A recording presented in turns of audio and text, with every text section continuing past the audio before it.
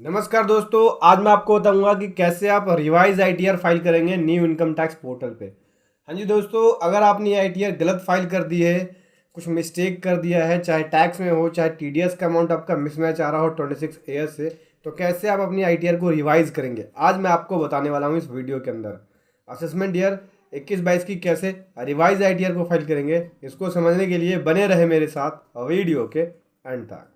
और दोस्तों, मैं यहाँ पे जो आईटीआर फाइल करने वाला हूँ रिवाइज, वो टीडीएस का मिसमैच है, क्योंकि 26 ईयर्स के अंदर मेरा टीडीएस ज़्यादा आ रहा है और जो रिटर्न फाइल करी है उसमें टीडीएस कम है, जो ऑटोमेटिक उठ के आ रहा है डाटा। ठीक है, तो मैं यहाँ पे उसकी वजह से जो आईटीआर है वो रिवाइज फाइल करने वाला हूँ।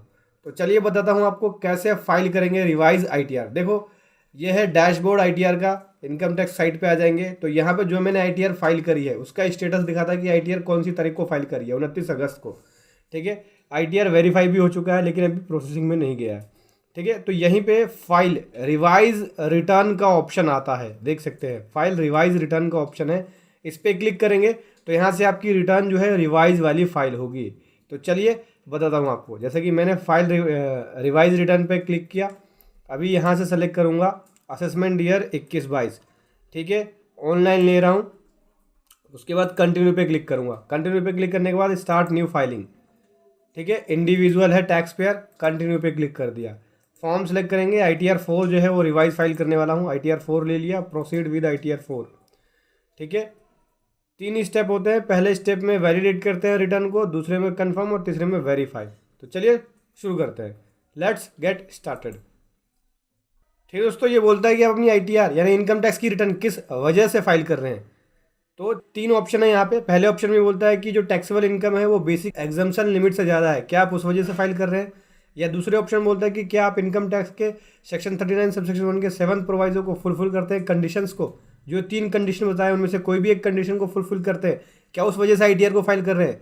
ठीक है, जैसे कि पहला कंडीशन ये है कि आपने 1 करोड़ से ज़्यादा अमाउंट एक्सीड डिपॉजिट कराया है, एक या एक से अधिक करंट अकाउंट में प्रीवियस ईयर के अंदर, तो उस वजह से क्या आप फाइल कर रहे हैं। तो ये इस पर टिक कर सकते हैं। इस पे टिक करने के बाद इसको आपको टिक करना होगा। ठीक है, या फिर आपने क्या फॉरेन ट्रैवल के ऊपर 2 लाख रुपए से ज़्यादा एक्सपेंस किया है, या फिर क्या आपने 1 लाख रुपए से ज़्यादा इलेक्ट्रिसिटी कंजप्शन करी है प्रीवियस ईयर के अंदर। ठीक है, तो इसमें से पहले को टिक करके इस वाले ऑप्शन को टिक कर सकते हैं। तो इनमें से कोई सा भी ऑप्शन नहीं है, या फिर आप अदर्स पर टिक कर सकते हैं, लेकिन मैं टिक कर रहा हूँ पहले ऑप्शन पे। टैक्सेबल इनकम जो है बेसिक एग्जेम्पशन लिमिट से ज़्यादा है। ठीक है, उसके बाद नीचे आ जाएंगे, यहाँ से कंटिन्यू पे क्लिक कर दिया। कंटिन्यू पे क्लिक करने के बाद ओके कर देंगे। कुछ डाटा ऑटोमेटिक आता है, प्री फिल्ड आता है। सबसे पहले पर्सनल इन्फॉर्मेशन है, पर्सनल इन्फॉर्मेशन पे क्लिक करेंगे। यहाँ पे पर्सनल डिटेल्स है मेरी। ठीक है, जैसे नाम, पैन नंबर, ठीक है, एड्रेस वगैरह। उसके बाद ये है कॉन्टैक्ट डिटेल्स वगैरह। नीचे आ जाएंगे, नेचर ऑफ एम्प्लॉयमेंट पूछता है कि नेचर ऑफ एम्प्लॉयमेंट क्या है। जैसे फैंसी, अगर फैमिली पेंशन इनकम है तो नॉट एप्लीकेबल होगा। मैं यहाँ पे अदर्स ले रहा हूँ। उसके बाद रिटर्न जो फाइल कर रहा हूँ वो रिवाइज कर रहा हूँ। देख सकते हैं रिटर्न जो फाइल कर रहे हैं किसके सेक्शन में कर रहे हैं, सेक्शन 139 सबसेक्शन 5। इसके अंदर रिवाइज रिटर्न फाइल होती है। ठीक है, तो ये रिवाइज रिटर्न ले लिया। ये एक्नॉलेजमेंट नंबर आ गया जो ओरिजिनल रिटर्न थी, और ये इसकी डेट आ गई। ठीक है, ये ऑटोमेटिक आया जब रिवाइज रिटर्न पे क्लिक करते हैं तो। उसके बाद नीचे आते हैं, बोलते हैं कि क्या आप न्यू टैक्स रिज्यूम को ले रहे हैं, नहीं, नो पे क्लिक कर दिया। क्या जो रिटर्न है वो रिप्रेजेंटेटिव एसएससी द्वारा फाइल है, नहीं, नो पे क्लिक कर दिया। उसके बाद नीचे स्क्रॉल करेंगे, यहाँ से बैंक की डिटेल रिफंड के लिए ये ले लिया हमने। कंफर्म पे क्लिक कर दिया। कंफर्म पे क्लिक करने के बाद नीचे आएंगे, अब ग्रोस टोटल इनकम के बारे में बोलता है तो इस पर क्लिक किया। ग्रोस टोटल इनकम पे तो सबसे पहले सैलरी एग्जेंशन के बारे में बोलता है, तो सैलरी इनकम मेरी है नहीं, बिजनेस इनकम है। तो कंटिन्यू पे क्लिक करूँगा। कंटिन्यू पे क्लिक करने के बाद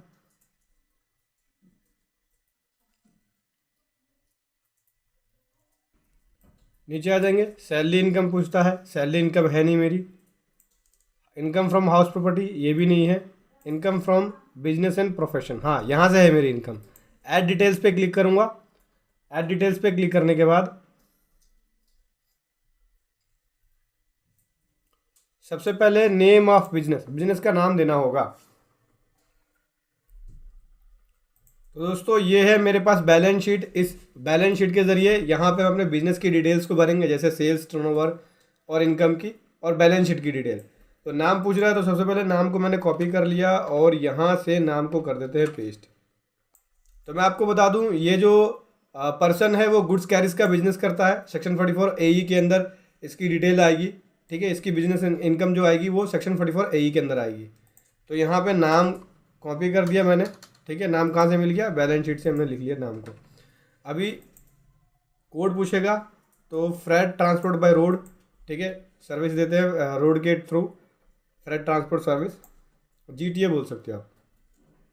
ऐड पे क्लिक कर दिया। अभी नीचे आएंगे, यहाँ पे गुड्स कैरीज जो व्हीकल्स है उसकी डिटेल्स ऐड करनी होगी। तो मैं यहाँ पे गुड्स कैरीज की डिटेल्स को ऐड कर लेता हूँ। ऐड पे क्लिक किया। सबसे पहले व्हीकल नंबर, आप देख सकते हैं 44 AE के अंदर मैंने यहाँ पे डिटेल बनाई हुई है। मैं आपको दिखा देता हूँ, ये प्रॉफिट है मेरा, और इस प्रॉफिट को 3 अलग अलग व्हीकल में मैंने डिवाइड किया है इक्वली। ठीक है, तो यहाँ से व्हीकल की डिटेल ले लूँगा, कॉपी किया, यहाँ पेस्ट कर दिया, और यहाँ से ऑन खुद की व्हीकल है। अगर आपने लीज़ पे लिया है, कमीशन बेसिस पे काम करते हैं, तो लीज़ या हायर ले सकते हैं आप। ठीक है, अगर खुद की है तो ऑन लेंगे। कैपेसिटी कितनी है व्हीकल की, यहाँ पे मैंने लिखा हुआ है 4 टन है, और 12 मंथ के लिए थी, पिछले साल मेरे पास ही 12 मंथ आ गया। अभी प्रेजेंटिव इनकम कितनी है, जहाँ पे हमने इनकम ये डिक्लेयर की हुई है 1,51,200। तो 1,51,200 की इनकम डिक्लेयर करी हुई है हमने इस व्हीकल में। ऐड पे क्लिक कर दिया, ये ऐड हो गया दोस्तों। उसके बाद नीचे आएंगे, दूसरे व्हीकल को ऐड करेंगे। यहाँ से नंबर कॉपी कर लिया व्हीकल का, और ये कर दिया पेस्ट। उसके बाद यहाँ से ये खुद की है, कैपेसिटी 4 टन, 12 महीने के लिए थी मेरे पास, 1,51,200 की इससे इनकम ऑन करी है। ऐड पे क्लिक कर दिया, दूसरी हो गई। तीसरे पे आते हैं, नीचे स्क्रॉल किया, यहाँ से तीसरे व्हीकल को ऐड कर लेते हैं। कॉपी किया, यहाँ कर दिया दोस्तों पेस्ट। खुद की है ऑन, कैपेसिटी है 4 टन, और 12 महीने के लिए मेरे पास थी। 1,51,200। ऐड पे क्लिक कर दिया। ठीक है, तीनों व्हीकल की डिटेल्स को ऐड कर लिया हमने। 4,53,600 टोटल इनकम आ गई हमारी यहाँ पे as per profit and loss account, देख सकते हैं 4,53,600। ठीक है, अभी क्या करना है, ऐड पे क्लिक कर देना है इसको। ऐड पे क्लिक करेंगे, बिजनेस इनकम हमारी ऐड हो गई।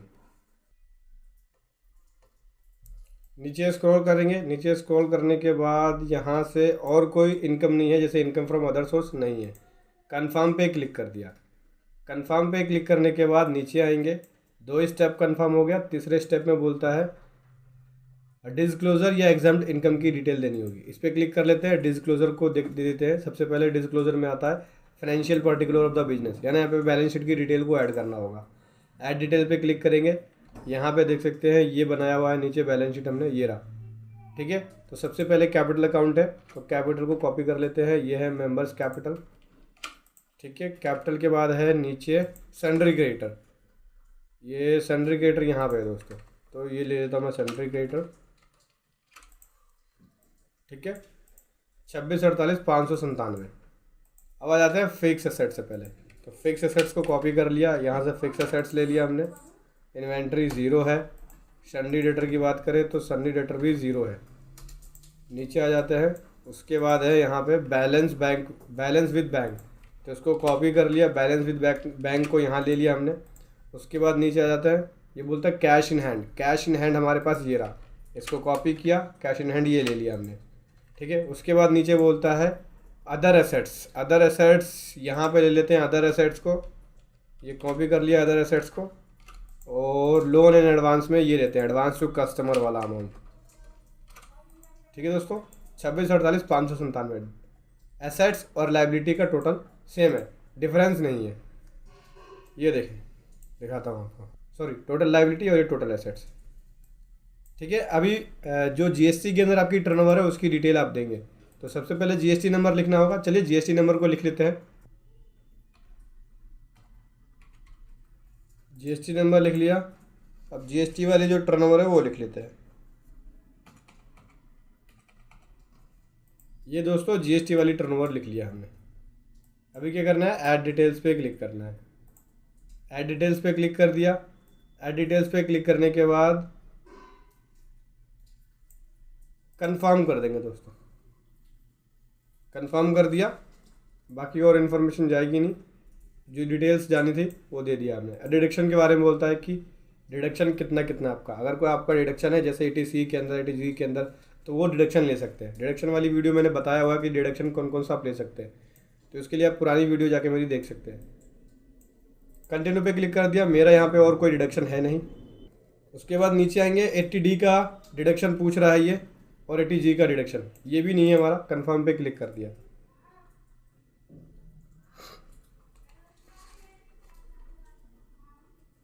नीचे आएंगे, उसके बाद ये है टैक्स पेड की डिटेल। ठीक है, टैक्स पेड की डिटेल मीन्स हमारा जो TDS कटा है वो ऑटोमेटिक उठ के आ रहा है। देख सकते हैं यहाँ पे है 2477 का अमाउंट।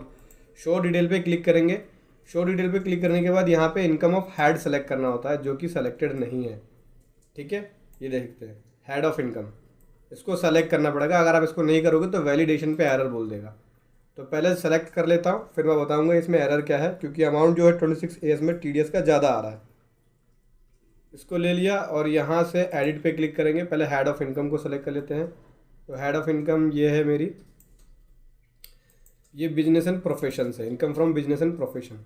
सेव पे क्लिक किया, पहला कर लिया एडिट। नीचे स्क्रॉल करेंगे, फिर शो डिटेल पे जाएंगे, दूसरा एडिट कर लेते हैं। इस पर टिक करके यहाँ से एडिट का बटन मिलता है, इसको भी हेड ऑफ इनकम यहाँ देनी होगी। तो ये है income from business and profession. Save पे क्लिक किया। सेव पे क्लिक करने के बाद नीचे आएंगे, फिर शो डिटेल पे जाएंगे, दूसरा हो गया। तीसरे पे आते हैं, ये है तीसरा, और यहाँ से टिकिंग एडिटिंग का ऑप्शन है, एडिट पे क्लिक कर दिया। नीचे स्क्रॉल करेंगे, यहाँ से हेड ऑफ इनकम में income from business and profession ले लिया। सेव पे क्लिक कर दिया। सेव पे क्लिक करने के बाद नीचे स्क्रॉल किया, यहाँ से शो डिटेल्स पे गए, नीचे आ गए और यहाँ से ये टिक किया, और उसके बाद एडिट पे क्लिक कर दिया, और यहाँ से मैंने सेलेक्ट कर लिया हेड ऑफ इनकम, ये रहा, income from business and profession. Save पे क्लिक कर दिया। शो डिटेल्स पे आ जाते हैं। शो डिटेल्स पे आने के बाद देखिए तो सब में सेलेक्ट कर लिया मैंने।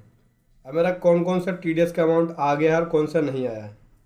दोस्तों यहाँ पे 210 का एक TDS का अमाउंट है, वो नहीं आया है, जबकि 26 AS में वो दिखा रहा है। तो ऐड अनदर डिडक्टर पे क्लिक करूँगा, और यहाँ पे डिडक्टर का नंबर 10 नंबर लिखना होगा, जिसने TDS मेरा डिडक्ट किया है। 10 नंबर ले लिया। 10 नंबर लेने के बाद TDS कितना डिडक्ट हुआ है वो लिख लेंगे। ग्रोज अमाउंट कितना है, ग्रोज अमाउंट है यहाँ पे 28,000 का है। Head of income business and profession से है। ठीक है, ऐड पे क्लिक कर दिया। जो TDS कटा है हमारा करंट फाइनेंशियल ईयर का, वो यहाँ लिखना होगा। ठीक है, वो लिख दिया हमने। उसके बाद ऐड पे क्लिक करेंगे। ठीक है, ये मैंने एज पर 26 AS के हिसाब से लिखा है। तो अब जो TDS का अमाउंट हो गया 2687 रुपये हो गया। ठीक है, इतना मेरा डिडक्ट हुआ है एज पर 26 AS के हिसाब से। 2687 ले लिया, कंफर्म पे क्लिक कर दिया। नीचे आएंगे, नीचे स्क्रॉल करेंगे, और यहाँ से टोटल लायबिलिटी जो है, टोटल टैक्स लायबिलिटी, इस पे आएंगे।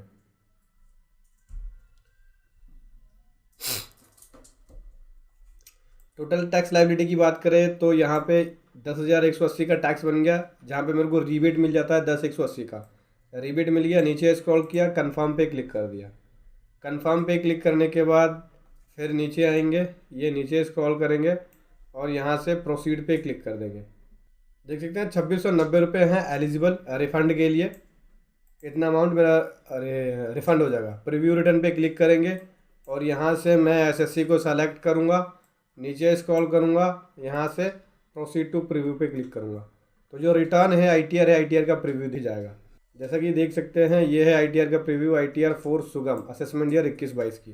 ठीक है, ये है बेसिक डिटेल, जैसे नाम, एड्रेस, फ़ोन नंबर। नीचे स्क्रॉल करेंगे, और यहाँ से ये है 4,53,600 का अमाउंट। नीचे स्क्रॉल किया, और ये हो गया 2690 का अमाउंट रिफ़ंड हो जाएगा। ठीक है, बाकी यहाँ पे प्रोसीड टू वैलिडेशन पे क्लिक करेंगे। तो वैलिडेशन पे क्लिक कर लिया, देख सकते हैं वैलिडेट सक्सेसफुली हो गया, कोई भी एरर नहीं है। अगर एरर होता तो यहाँ पे वैलिडेट नहीं होता। अब प्रोसीड टू वेरिफिकेशन पे क्लिक करेंगे। कैसे वेरीफाई करना चाहते हैं तो ई वेरीफाई करना चाहता हूँ, इस पर क्लिक कर लिया और कंटिन्यू पे क्लिक कर देते हैं।